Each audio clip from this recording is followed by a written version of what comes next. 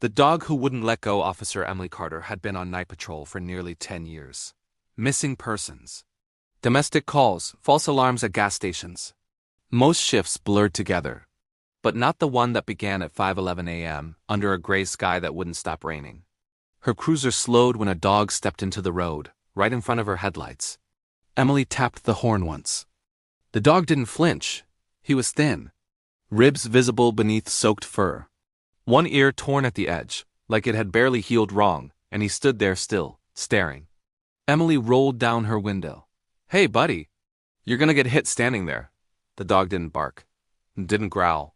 He just turned and limped toward the sidewalk, then stopped, looked back.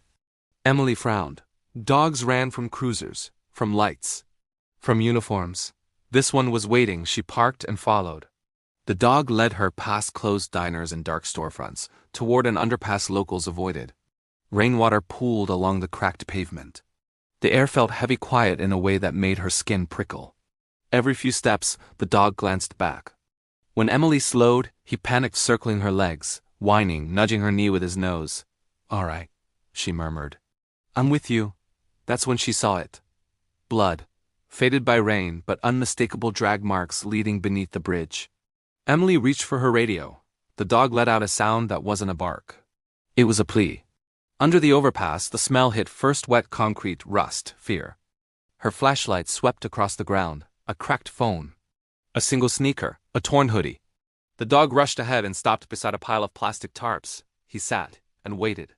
Emily's hands shook as she pulled the tarps back. A young woman lay underneath, bruised, shivering, barely conscious but breathing.